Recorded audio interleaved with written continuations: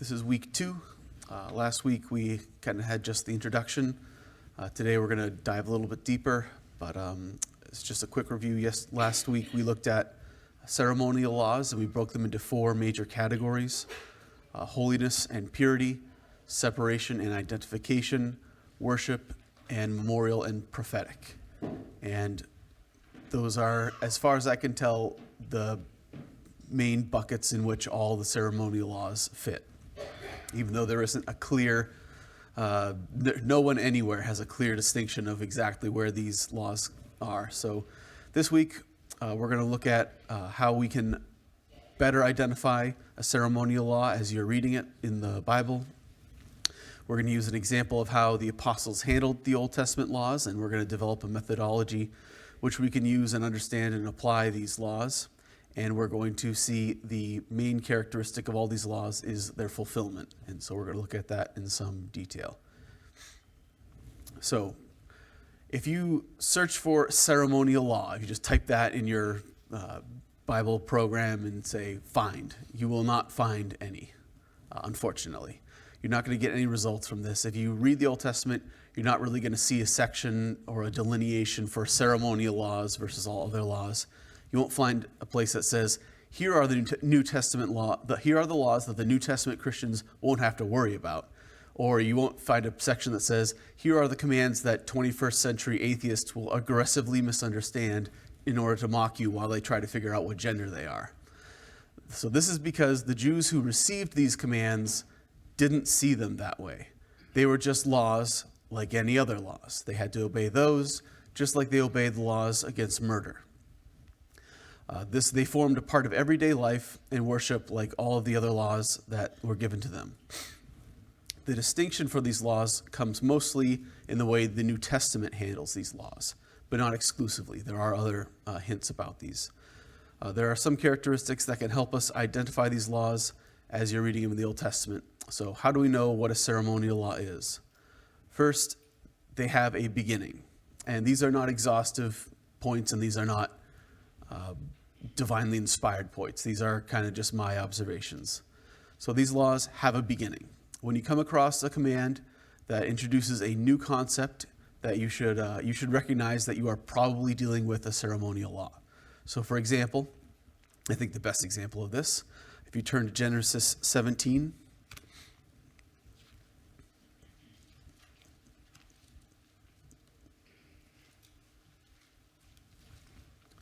this is one of the many Abrahamic blessings in the Old Testament. So if you turn to Genesis 17, verses 7 through 14, you'll read the first mention of circumcision. So let's go with verse 7. This is God speaking, "And I will establish my covenant between me and thee, and thy seed after thee in their generations, for an everlasting covenant, to be a God unto thee and to thy seed after thee. And I will give unto thee and to thy seed after thee the land wherein thou art a stranger, in the land of Canaan, for an everlasting possession, and I will be their God. And God said unto Abraham, Thou shalt keep my covenant, therefore, thou and thy seed after thee in their generations. This is my covenant, which ye shall keep between me and you and thy seed after thee. Every man-child among you shall be circumcised. And ye shall circumcise the flesh of your foreskin, and it shall be a token of the covenant betwixt me and you. And he that is 8 days old shall be circumcised among you, every man-child in your generations. He that is born in the house, or bought with money, or any stranger which is not of thy seed. He that is born in my house, and he that is brought in with thy money, must needs be circumcised, and my covenant shall be in your flesh for an everlasting covenant." All right, so this is the first mention of circumcision anywhere in the Bible. Before this point in history, there was no command for this, and this was clearly not a normal practice. If you read further into Exodus, you'll see an instance where Sarah and Abraham have somewhat of a falling out about circumcision, and it's they must circumcise their child. They don't, and the angel of the Lord comes and about to kill them for disobeying his law. So it's clearly not something that they would have just done normally. This is an abnormal practice. This is a new thing. Adam was not circumcised. Abel was not circumcised. This is a brand new topic for them. And so that should be a very good indicator to you that it's a ceremonial law, some new type of command that was not mentioned before. Ceremonial laws can also be a new way of performing something that was already common practice. So, for example, in Genesis 4, verses 3 through 5, we can read that Cain and Abel performed sacrifices before the law was given. Let me read that to you. And in the process of time it came to pass that Cain brought of the fruit of the ground an offering unto the Lord, and Abel he also brought of the firstlings of his flock, and of the fat thereof. And the Lord had respect unto Abel and to his offering, but unto Cain and his offering he had not respect. And Cain was very wroth, and his countenance fell. So here we see there are sacrifices before there is a formal institution of the sacrificial system.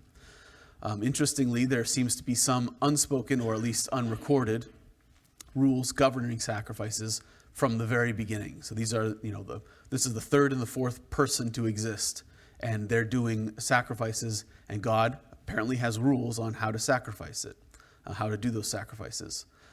So either God had given them laws, or he was going to use this instance to give them the laws so that they could correct their mistakes going forward. It might have been the case that God would have come to Cain and said, here's how you should have done it, but Cain was too busy murdering his brother to listen to that instruction. So you can also read that Noah and Job all offered sacrifices in Genesis 8:20 and Job 1:5 and 42:8. So this is a common practice from the very beginning of time, pre-law, all the way from Noah and up to Abraham and Moses. However, when you get to Leviticus 1, chapters 1 through 10, you will see dozens of new commands for very specific ways to make sacrifices for new and specific reasons. So these new ways of doing things did not exist prior to these commands. As far as we know, we have no reason to believe that there were I won't read them to you, but there's probably 24 new sacrifices or ways of doing these sacrifices. And they're very specific. They're for very specific things. They involve the priesthood, they involve the temple, they involve the tabernacle and the altar. Even the way you use the blood on the altar for different sacrifices is a different thing. So clearly, these are new. This is something that wasn't common practice, even though there were offerings of some kind in the Old Testament. These new ways of doing things, we should understand them as ceremonial laws and a new way of understanding things. So they have a beginning. They also have an audience. So these laws were specific to the Jews. They were not universal to all mankind and therefore not a moral command. This stems directly from the fact that they have a beginning. If they have a beginning and the Jews have a beginning, then who was doing things before there were Jews? Clearly, no one was doing them. If you're not a Jew, you do not need to be circumcised, and you could eat bacon. But you are also not one of God's chosen people, so there's a downside to that. If you converted, you did have to obey all the laws, and this is obviously the ideal that God wanted. This is also true today. So with our New Testament to them, and he has a very nice declaration here. Think not that I am come to destroy the law or the prophets. I am not come to destroy, but to fulfill. So what exactly do you mean by fulfill, and how can you fulfill a law? If there's a speed limit that says 55, how do you fulfill the speed limit? That doesn't really make sense to us if you're strictly thinking it's a command, it's just a rote thing that you must do. It says wake up on Saturday at 2 a.m. and you must wake up at 2 a.m. How do you fulfill a law, which is obviously more than just obey it? So the word fulfill itself means to accomplish, to perform, or to complete. And this obviously implies that there is something that needed to be completed and not just obeyed, although he obviously did obey all the laws. So these laws are more than what they seem upon first reading. These laws are more than just commands, even though they are commands, and we should not lose sight of that. Sometimes it's easy to read the Old Testament and think, oh, this doesn't apply to me anymore. I'm just going to wash it away and not think about the implications that it was God speaking commands to his people that they must obey. The laws are prophetic, and this is an interesting one that I really didn't catch until I started studying for this. So if you don't have to go there, but Matthew 11:13 says, For all the prophets and the law prophesied until John. So it's not just the prophets prophesying, It's the law that prophesies. We can understand that the prophets prophesy. That's kind of their job. But how does the law itself prophesy? I thought the law was just to regulate your behavior. That's not entirely it.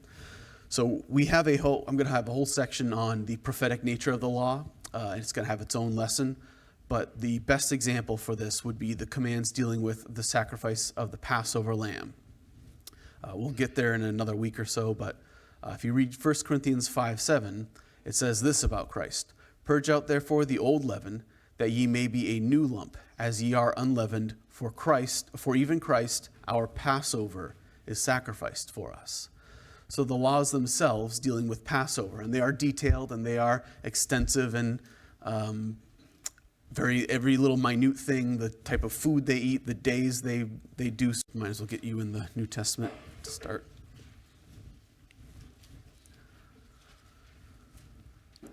So Galatians 3:23, let's start in 23. It says, "But before faith came, we were kept under the law, shut up unto the faith which should afterwards be revealed." Verse 24, "Wherefore the law was our schoolmaster to bring us unto Christ, that we might be justified by faith." And then verse 25 is nice too.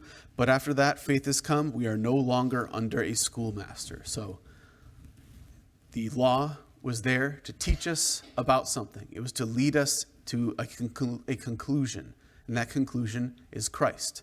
And there are a few other conclusions we can take from this also. It's interesting also that we see here that the law taught of its own inadequacy. It's almost as if the law was implying that there was something else that was necessary, and that is true. In fact, we know this from the Old Testament. The law was inadequate and incomplete. The fulfillment was always the objective, and the Old Testament alludes to the end of these laws in various, sometimes subtle ways. So, for example, the whole sacrificial system was inadequate to remove sin. If I read Micah 6 to you, this is Micah 6 through 8. "Wherewith shall I come before the Lord, and bow myself before the high God? Shall I come before him with burnt offerings, with calves of a year old? Will the Lord be pleased with thousands of rams, or with 10,000s of rivers of oil? Shall I give my firstborn for my transgression, the fruit of my body for the sin of my soul? He that showeth me, O man, what is good, and what doth the Lord require of thee, but to do justly, and to love mercy, and to walk humbly with thy God." So clearly, Micah, speaking this, knows that the sacrificial system could not save him, that it was simply impossible to have the righteousness through the blood of lambs, through rivers of oils, through his own firstborn son as a sacrifice. Nothing could bring him to Christ. Nothing could save him. If you couple that with the Isaiah 53 prediction of healing through the Messiah's sacrifice, with his stripes we are healed, he is the lamb, the sacrificial lamb, you can see that the whole system was pointing to something greater than itself. It was pointing to something that it did not have the power to do. And that was obviously Jesus. Also, there are several prophecies that the Gentiles will be saved. So in the Old Testament, obviously the Jewish-Gentile separation was a big deal, and salvation was of the Jews.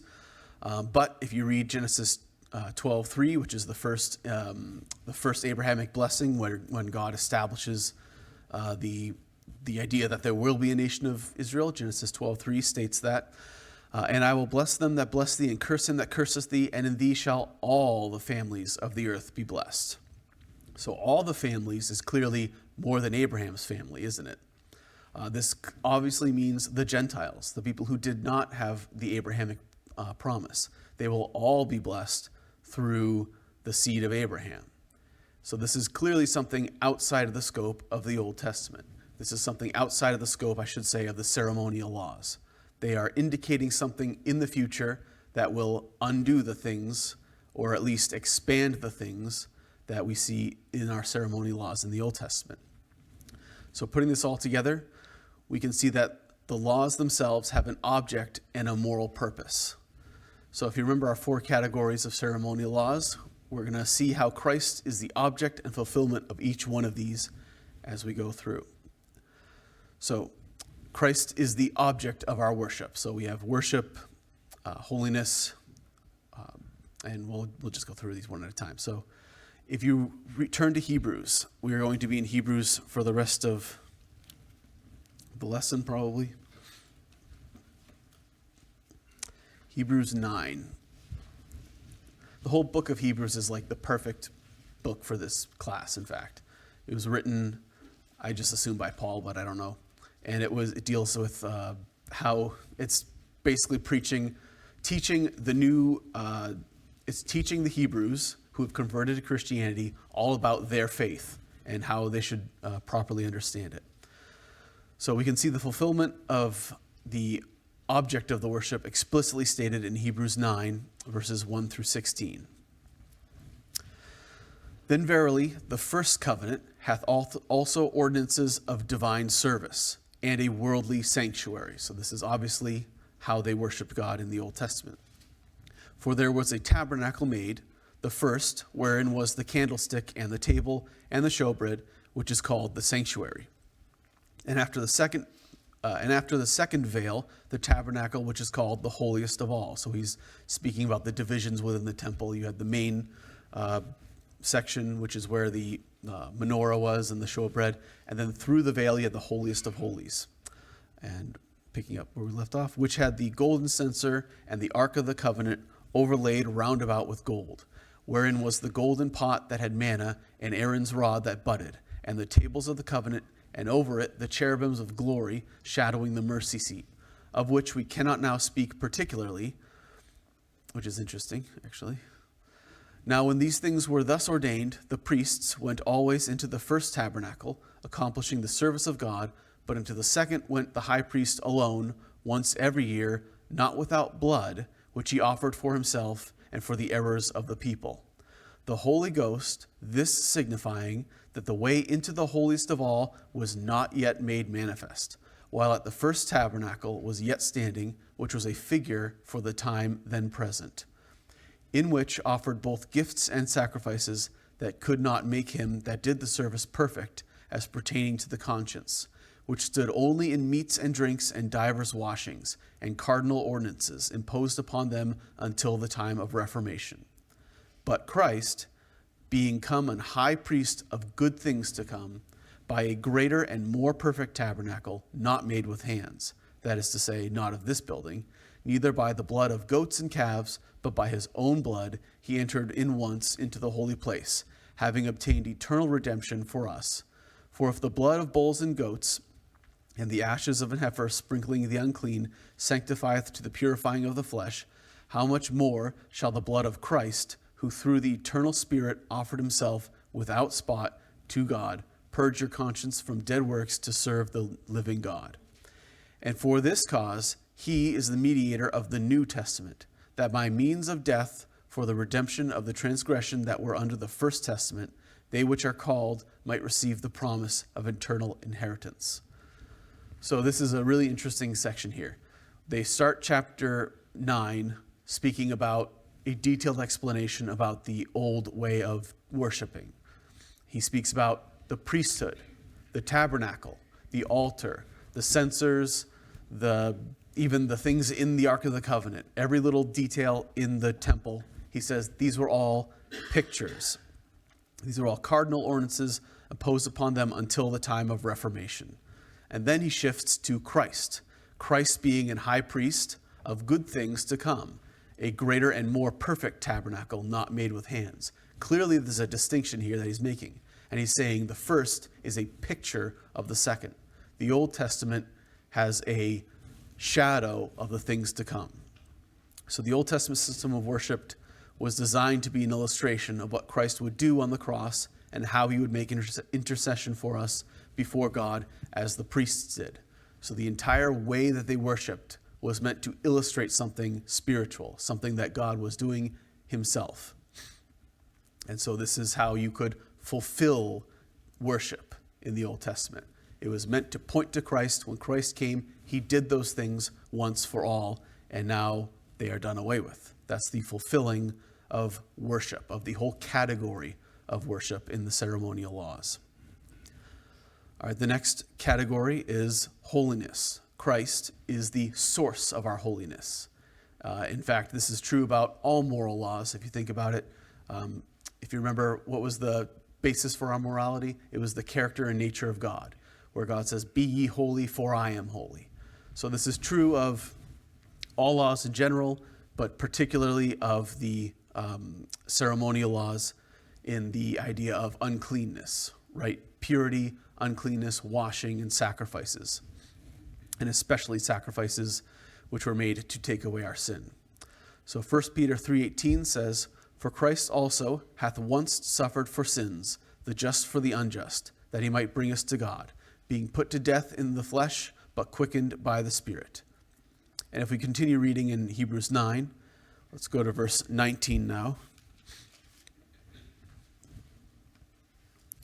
Verses 19 through the end of the chapter, through 28.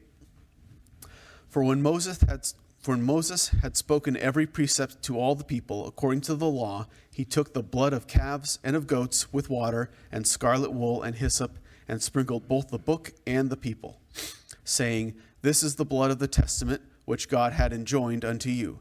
Moreover, he sprinkled with blood both the tabernacle and all the vessels of the ministry. And almost all things are by the law purged with blood, and without shedding of blood is no remission.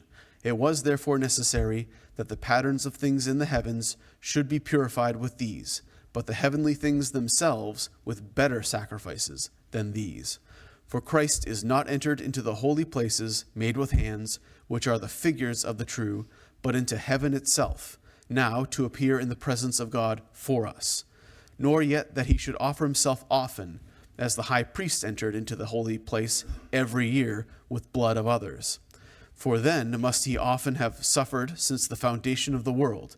But now, once, in the end of the world, hath he appeared to put away sin by the sacrifice of himself.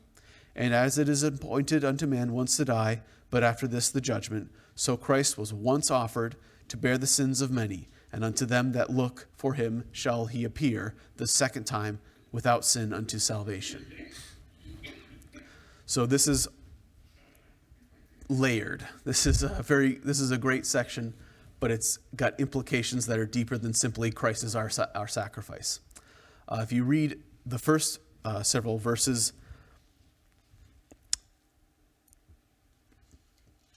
so verse 25, "For yet that he should offer himself often, as the high priest entered into the holy place every year with the blood of others." This is an interesting point that he makes. The fact that you have to keep sacrificing means the first sacrifice didn't do anything. It didn't accomplish its goal. It didn't actually take away your sins. If it had, you would have no need for the next sacrifice that you do the next day or the next year or the next month or the next time you sin. So this is a distinct difference between the Old Testament and the New Testament. The Old Testament pictures what Christ would do, and it pictures it often to emphasize that you sin often.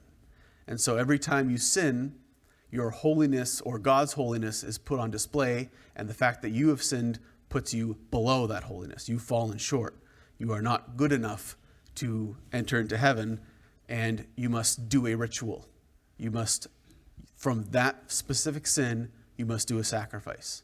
Every year, every day, every time it happens. This emphasizes to us the demands of holiness that God has on his people. However, when we get to the New Testament, we see that Christ has one sacrifice, and it's for all sins for all time. This is obviously because his sacrifice was effective. It was effectual. It was enough for us. It was satisfying of God's judgment, of God's justice. Christ was holy, as the lambs were not. Only Christ could take away the sins of the world, because only Christ was holy. He is the object of our holiness, and he is the fulfillment of the law in that regard. Next, we see that Christ is the reason for separation from the world. So these will go a little faster. 2 Corinthians 6:14 tells us to be separate from unbelievers because Christ is separate and we are in his family. You can turn there, actually. 2 Corinthians 6:14 through 18.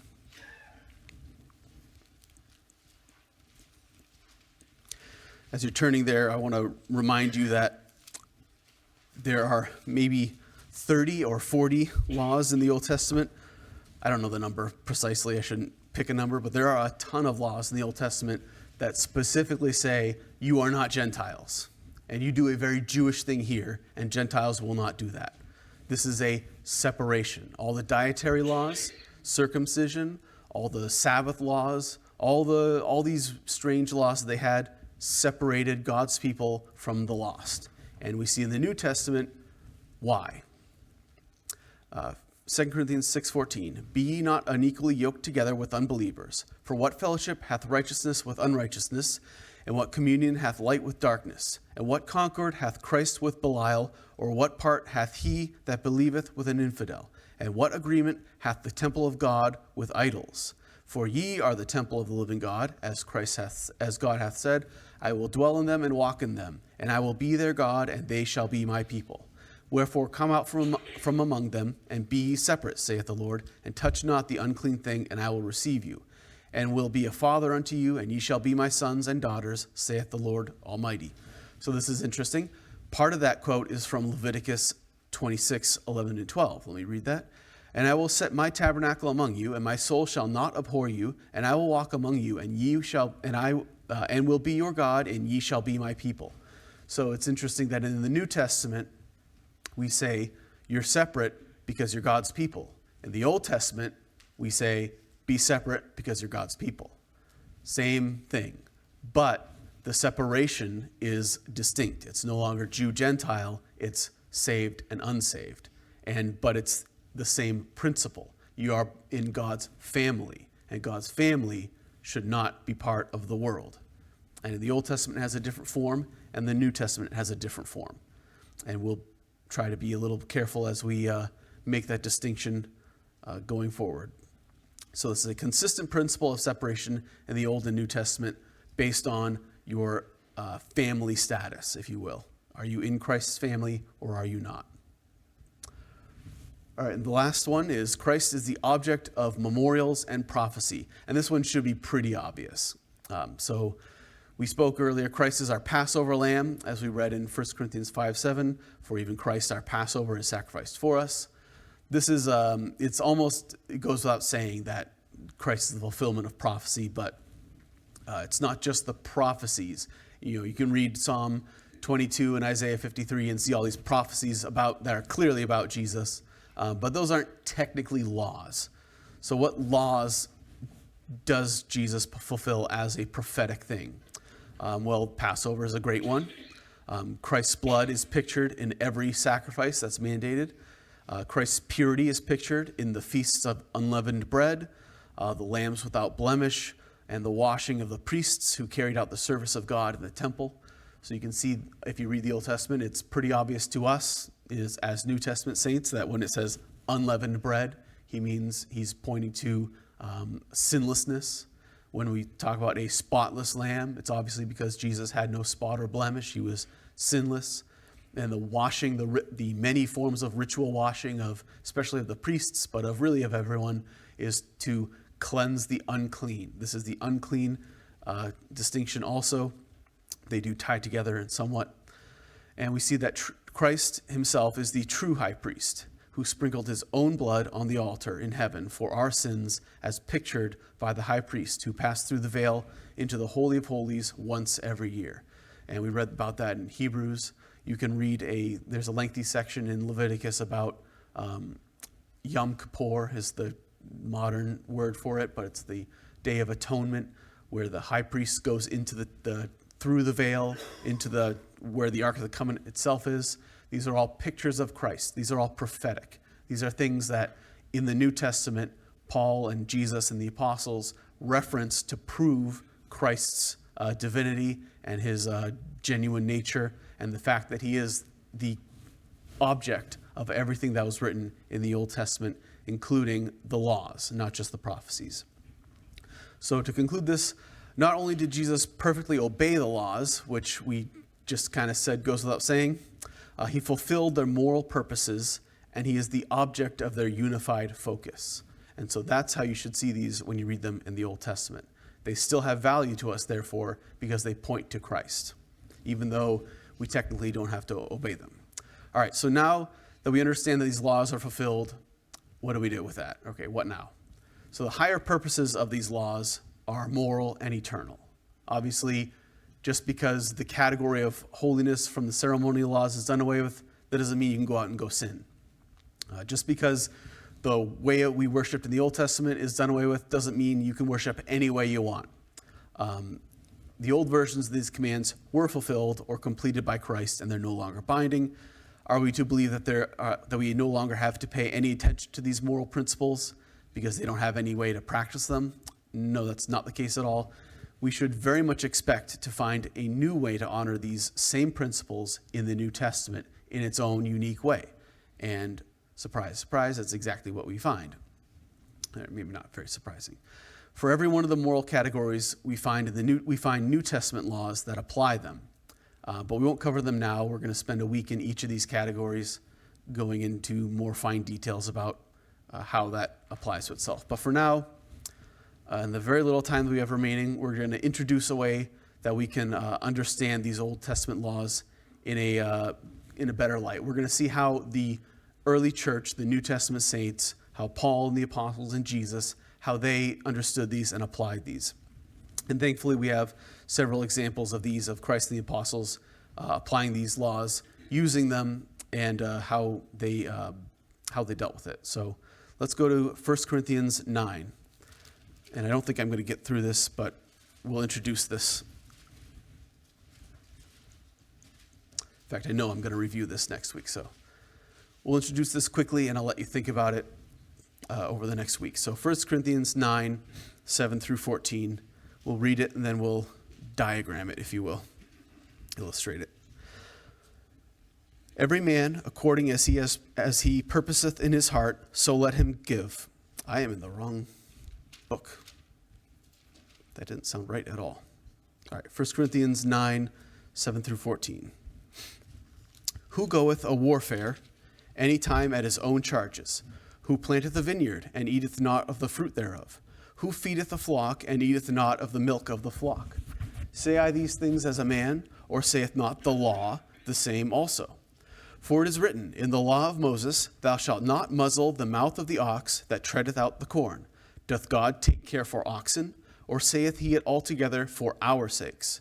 For our sakes, no doubt, this is written, that he that ploweth should plow in hope, and he that thresheth in hope should be partaker of his hope. If we have sown unto you spiritual things, is it a great thing that we shall reap of you carnal things? If others be partakers of this power over you, are not we rather? Nevertheless, we have not used this power, but suffer all things, lest we should hinder the gospel of Christ. Do ye not know that they which minister about holy things live of the things of the temple, and they which wait at the altar are partakers with the altar? Even so hath the Lord ordained that they which preach the gospel should live of the gospel. All right, so this section, Paul is speaking to the church in Corinth because they've been kind of neglecting him and Timothy and whoever else is ministering them in spiritual things. And there's a very special way he argues this. He first says general principles. Who goeth a warfare any time at his own charges? Obviously no one. And then he brings it to the law of Moses. Thou shalt not muzzle the mouth of the ox that treadeth out the corn. So he's making this not just like, it's pretty obvious, now it's explicitly obvious, given by command by God. And then he references the Old Testament priests. Do ye not know that they which minister about the holy things live of the things of the temple, and they which wait at the altar are partakers with the altar?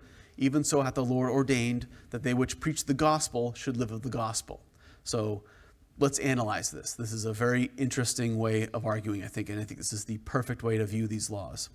So first we start with the moral law as represented by the Ten Commandments up there in red. The combination of these moral laws will yield various principles and applications. Remember I said think in categories? This is how I want you to think in categories. We have principles and applications, and these will kind of all flow from the moral law. For this example in 1 Corinthians 9, Paul is dealing with the principle of proper worship. So he talks about priests and pastors, the temple and the gospel. These are eternal principles that have different applications to us. He also talks about godly economic practices. So these come generally from, so the proper worship generally comes from the first, second, and fourth commandments: worship God, avoid all idolatry, and keep the Sabbath. The principle of economic practices come from the 8th, 9th, and 10th commandments that say avoid theft, especially in contracts, lying, and covetousness. There are plenty of Old Testament references for these, but we don't have time to go into this. But it's interesting, actually, that these economic practices over here, they're not ceremonial, they're civil laws. And he's using civil laws in the New Testament to argue how you should behave in the New Testament. So that's a big hint for us in the next, when we get to the next section of civil law. Those didn't necessarily go away. If you put these two principles together, godly worship and godly economics, you get a application, something in the application layer, if you will. You must pay the spiritual workers. If these were secular workers, you would pay them. If they were soldiers, you'd pay them. If they were plowmen, you'd pay them. If they were an ox, you would let the ox eat. This is just kind of obvious and naturally flowing from these principles. In the Old Testament, you would apply this by saying the priests are paid by the temple offerings. And this was true in Numbers 18, 8 through 20. We're not going to read it. You can read that yourself. But that's exactly how they were paid. They would take a portion of the sacrifices, and that was their food, and that was their portion. They were given places to live. They were given cities, all that kind of stuff. And their whole life was devoted to working in the temple. These same principles applied to the New Testament, according to Paul's argument, are that pastors are paid by the church, or they're paid by the tithes. The way he argues this is critically important. The flow is important. He doesn't say that the Old Testament priests just become pastors. He starts at the fundamental layer, the moral law, and argues down. He starts with the general moral principles and works his way down to his present situation. He didn't, got that? The laws about priests and the temple no longer apply to us, but the proper worship must continue, and proper economics must continue. In the New Testament, Jesus has instituted pastors and churches to govern and organize worship. He didn't say that all the priests are now pastors. He doesn't do this. This is the most important distinction that you're going to find. This is pretty much sums up all of the incorrect interpretations. He does not say that the priests are the pastors or that the pastors are the priests. He says they both serve the same principles. Top down, the principles are eternal. Your applications are specific to you, and they will change based on where you are. If you're in the Old Testament, your worship is different. If you're in the New Testament, your worship is different. If you're in the Old Testament, who you are and who you separate from is different from the New Testament. All these things some of these get really subtle, and some of these get really in the weeds. But I think it's important for us to see how they play out and how they form our doctrines. And you're going to see this is one of the key differences between all of the different sects of Christianity. The Catholics have their own view of this. In the Protestant denominations, you have different types of Baptists who believe different things. The Presbyterians believe different things, especially around baptism and circumcision. That's the key one. And there are as many different ways as you can interpret this. There are different ways of viewing it. There's a sect for you, if you want to put it that way. So next week, we're going to look at these different interpretations and how they play out. And we will try to cover them all next week in a little more detail. And so that's it. Let's pray and then we'll be dismissed. Lord, I pray that you be with us today. I thank you for this class, Lord. I pray that you would help us all to understand these things, Lord, and to learn more from your Old Testament law, Lord, learn more from the things you have revealed to us, and see how we can apply them, not directly, but in understanding them and how you treated your people differently and in different times, Lord, and I pray that you'd help us to glorify you in all those ways. Help us to understand the strictness and the intent behind all those laws, and help us to see you in all of them, Lord. And I pray all this in Jesus' name. Amen.